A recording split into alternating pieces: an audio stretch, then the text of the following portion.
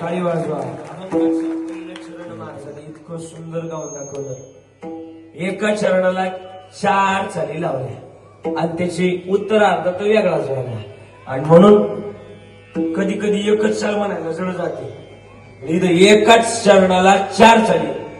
हे महाराष्ट्रातलं एकमेव गायकी बरं का असा, ज्याला जमलं त्याला जमलं. आणि ती जमले पाहिजे एवढं एकच नाव आहे, संपत न संपणार असं न संपत. हा असे संपत